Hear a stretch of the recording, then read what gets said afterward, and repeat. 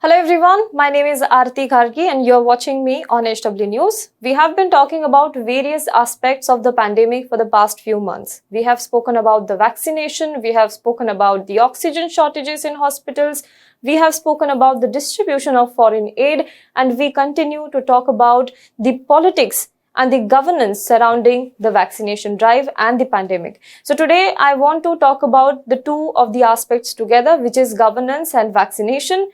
The teething problem in India's vaccination drive are having a long run. It has been 4 months since India rolled out its vaccination drive, and yet the process is far from being a smooth experience for many. Especially since India liberalized vaccine procurement, the confusion has only doubled.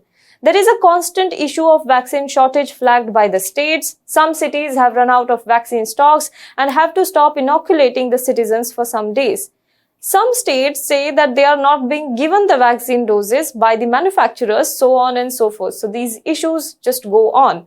Overall, it is still very much a mess, and even reputed medical journal like The Lancet have termed India's vaccination drive as a botched up. So what is next? Now that we know that these problems exist, and if we have to fight the pandemic, we have to overcome these problems as fast as we can. So to discuss the possible solution for this vaccine mess that India is in today, we are joined by Mr. Chandru Chawla, who is Executive Vice President at Cipla and has spent 3 decades in the global pharma industry. Recently, he had written an open letter to Prime Minister Narendra Modi detailing few steps he believes India must take to accelerate the vaccination drive. So let's talk to him today.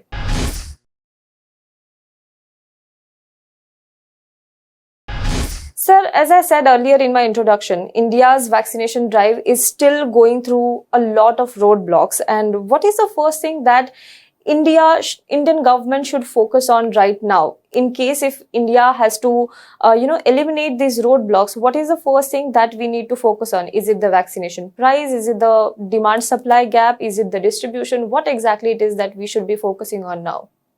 There are two aspects to this. One is clearly the supply.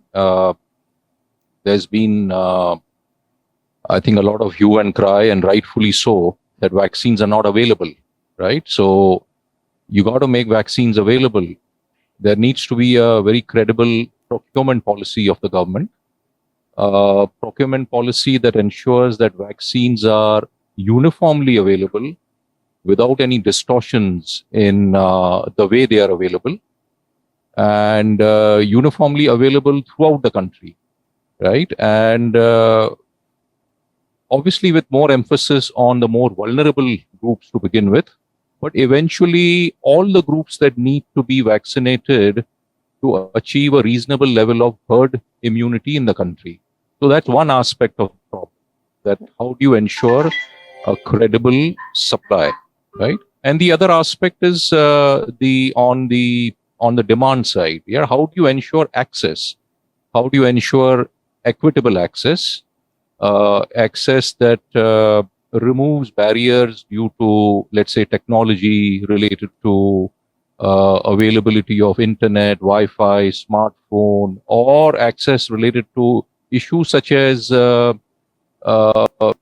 individuals not being economically able, or having disability issues, or other things that discriminate people from getting what is fair and due to them. Right? So both aspects have to be handled, and they have to be handled simultaneously.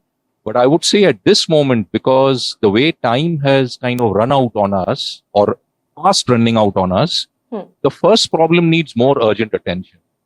How do you have a credible procurement policy so that vaccines at least are in the country, in the states, in the hospitals, in the vaccination centers quickly? In your article, sir, in your open letter to Prime Minister, you have also suggested some measures to address this vaccine supply and demand gap issue. So could you just throw some light on this? What exactly we need to do to ensure that this supply and demand gap is somehow reduced? So I have urged the Prime Minister to focus, as I said earlier, first on the supply issue, because that's where I think immense time has been lost. And I have boiled it down to a very simple thing, that this is really a supply chain management issue. Hmm. Supply chain management includes procurement, pricing, it includes distribution, logistics, as well as making sure that there's appropriate production planning throughout the chain, right? It's not just of the vaccines, but also of everything that goes into making those vaccines, right? The supply chain of not just the finished vaccine, but all the raw materials and intermediates that go into making those vaccines are also taken care of. So we can depend, you don't, in this situation, you can't truly depend only on the supplier. You must have a capability that enables the suppliers to tackle bottlenecks as and when they arise, or even preempt tackling of those bottlenecks. So I have suggested that this capability is a capability that is best available with the pharmaceutical private sector, because they are the world's largest supplier of pharmaceuticals, and India is called the pharmaceutical capital of the world. That's not a small sort of status to hold, for decades that we have been doing so. So this capability is available in this industry, and this capability must be harnessed. It must be, deployed for a short term on a kind of a, assignment basis. And this project needs to be, executed using this kind of talent, and of course also talent from the government sector and the public sector as well, right? So that's one side. And subsequently, a lot of people have written that there are so many ideal vaccine manufacturing sites in India, probably half a dozen. There are actual names of these sites that have been making human and animal vaccines for years. Some of them are active, some of them are dormant, some of them are maybe a little bit moribund, which may have to be revived. So that capacity is available, and capability is available with the private sector. The two need to be matched in some appropriate commercial model that can enable the right execution of a good procurement policy, right?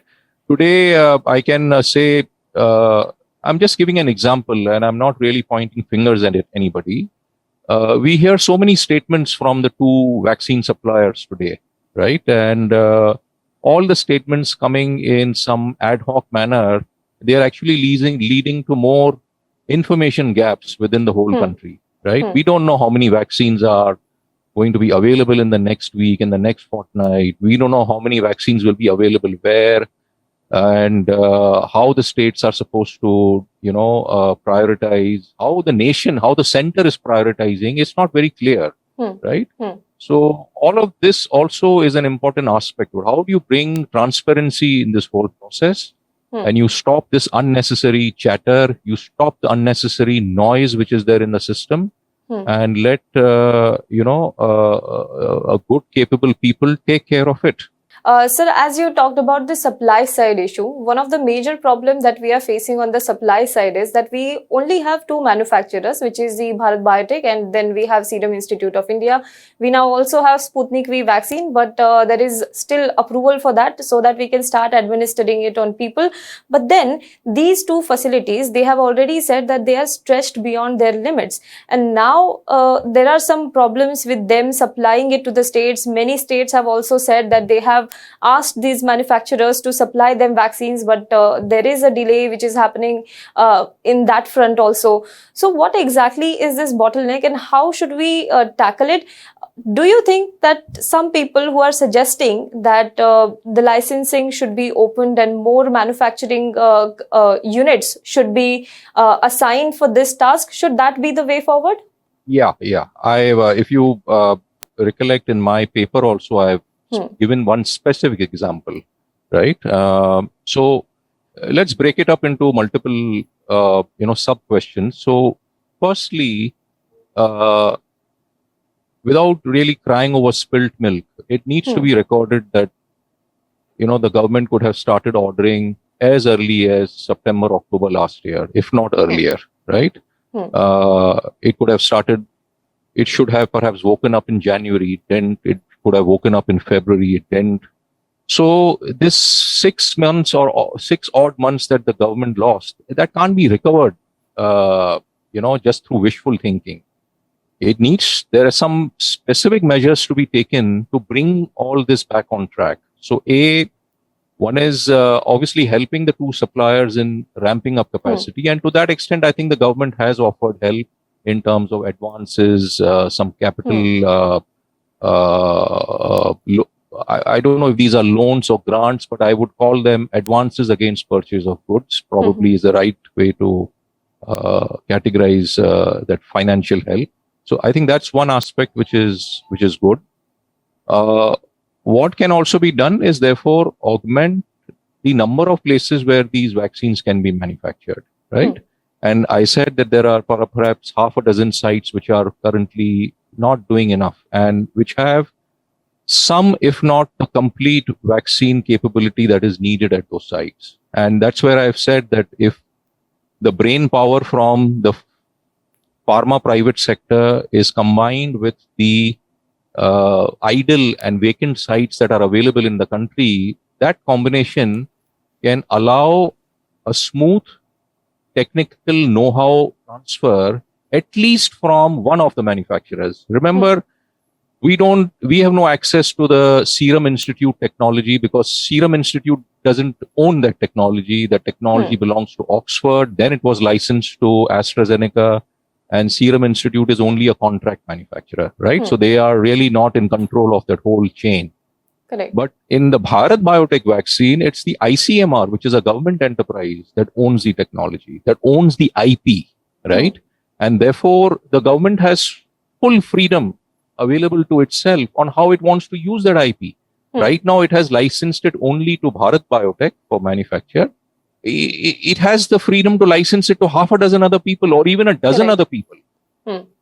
Even in the private sector, you have some very credible manufacturers like Zydus Cadila, Biological E, Panacea Biotech, and other antibody manufacturers who don't make vaccines but have access to similar kind of biotech know-how and capital and capital infrastructure who can also do this same job, right? So I have suggested that these people be roped in and at least the Bharat Biotech know-how be transferred and all of these people given licenses. There is a probability that within, as short a time as 3 months, this capacity can be ramped up maybe 4 or 5 times of what these two manufacturers are doing today. And therefore, I have suggested that the Prime Minister have a very ambitious goal that by March of 2022, which is roughly roughly 10 months from now, there is a way that the country can vaccinate everybody. That 1 billion people that we want to vaccinate, and also keep in adequate reserve stocks for future contingencies that are expected. The third wave is expected, which means there will be more virulent strains. There may be possibility that the same population may need booster doses, maybe a third or a fourth dose as well, right? And that's where the scientific world is working today. There is also an immense possibility that children below the age of 18 years may also get infected in much larger sort of waves than we are currently seeing. Therefore, one must be preparing for that as well. They will also need immunization at some point. Whether it's the same vaccines or a different set of vaccines, but one needs to be prepared to at least have that capacity available. So you have also spoken about the centralized procurement policy for the vaccines. Currently, we have liberalized the vaccine procurement. So the vaccine manufacturers have one price for the central government, then they have the other price for the state government, they have other price for the private hospital. So there are 3 different negotiations happening. So is it creating a hurdle in this entire process, and is it why the vaccine issue, the vaccine drive is somehow lagging behind? I think that's one of the biggest issues. So there's some bizarre economic theory that is being sort of talked about out there, that if you open up, you liberalize, you bring the free economy play and allow multi-tiered pricing, you allow free profiteering that will somehow the supply of vaccines. I mean, that's clearly it's anti any economic theory, right? And if we understand the capitalist mind of any industrialist, it's an industrialist is only going to supply to those segments or will prioritize those segments that give him the best profits, right? So if you have this three sector type of vaccine pricing and procurement, it's not surprising that the segments that are being catered to with the lowest prices and that should be serving the highest segments of the population are going to be serviced the least, because that's the least profit that the industrialist is going to make, right? So this is no rocket science. This is, it should never have happened. It's still bizarre and completely unthinkable that it has actually happened. And I'm sure that there are good minds in the government and in the advisory bodies that the government has that must reconsider this and bring it back on track. This is a disaster. So the centralized procurement is the way forward, you think, to come out of this issue at least? It's the only way to come forward. Only way to come forward, that the center negotiate for the whole country with the suppliers, and center allocate the production and supply to different states, and then leave it to the states to ensure that equitable access is available to its residents. Sir, in your open letter, you also talk about how the Indian pharma supply chain is the best in the world. Now, we have seen in the past, during multiple diseases that broke out in the country, we had vaccination drives in the past, and it was a smooth process. What is it that the pharma chain, supply chain is facing issues this time around? It's not a... I mean, the issue is simple, right? It's also an issue why this multi-tiered pricing doesn't work. See, you have a monopoly, or maybe at the most a duopoly today, right? In a duopoly situation, it's obvious that the bargaining power of the two parties is not equal, right? And currently, it's mostly one manufacturer that seems to have the upper hand. And then when you sort of open the procurement to not one customer, but multiple customers like this, right? You'll have 29 states, you have, union territories, you have the central government, and then you have multiple private players, maybe hundreds of them, who are knocking on the same doors. How is that going to work, right? How does a manufacturer allocate priorities? Correct. Right. So that's one point. And why is the supply chain? Why is this a supply chain issue? See, the vaccine is not one integrated product. It's made out of multiple components that go into it. Right. Somewhere those components may have some blockages. We heard certain supplies from the US were not coming. Some of that have been resolved.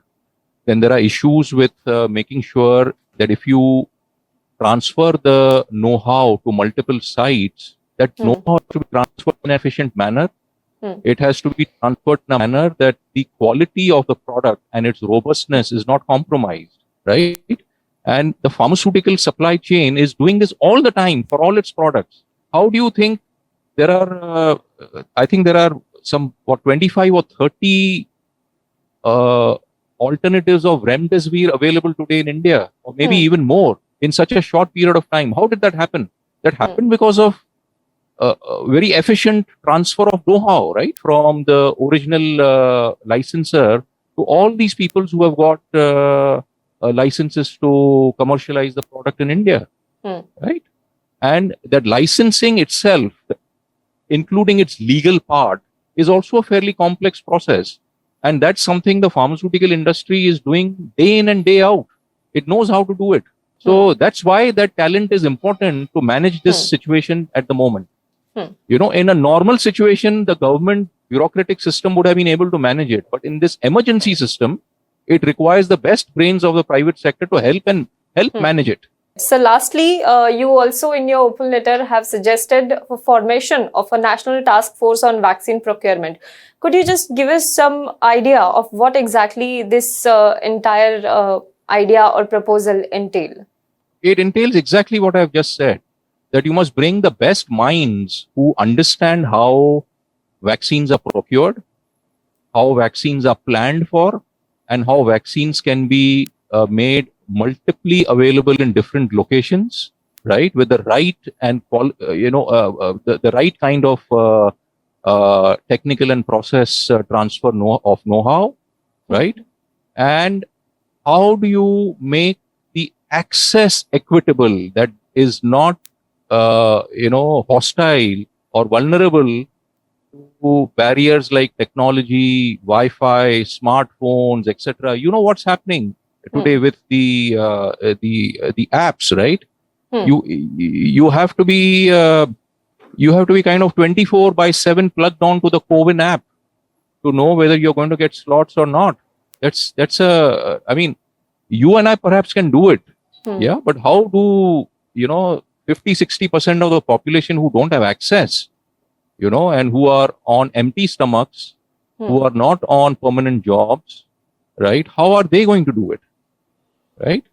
So how do you make this available to all of them? Today you have apps that are now telling you how to get the best out of the CoWIN app. So some dozen apps have come up to tell you how to operate the CoWIN app. I mean, that's ridiculous, right? That's the bizarre side of technology. Correct. I need an app to tell me how to operate another app. It's bizarre, right? Even I, with some level of sophistication, am not able to cope with it, right? Can you imagine the ordinary Aam Aadmi? How will she cope with it? Thank you so much, sir, for your valuable inputs. And I believe these are the suggestions that the Prime Minister should also look into, and the government, I'm sure the advisors of the government should also look into these suggestions. Thank you so much, sir, for joining us. I hope so. And thank you for taking the time. Hello everyone. HW News English is 2 years old now. When we started this venture, we promised ourselves one thing, that news should remain free, because right to know is the right of every Indian. But to keep news free for everyone, we need support from some of you. And thus we have rolled out membership on our YouTube channel HW News English.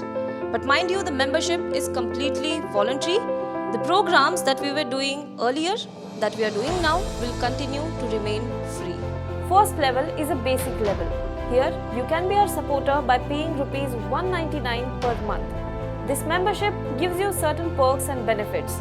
The perks include unique badges in front of your name,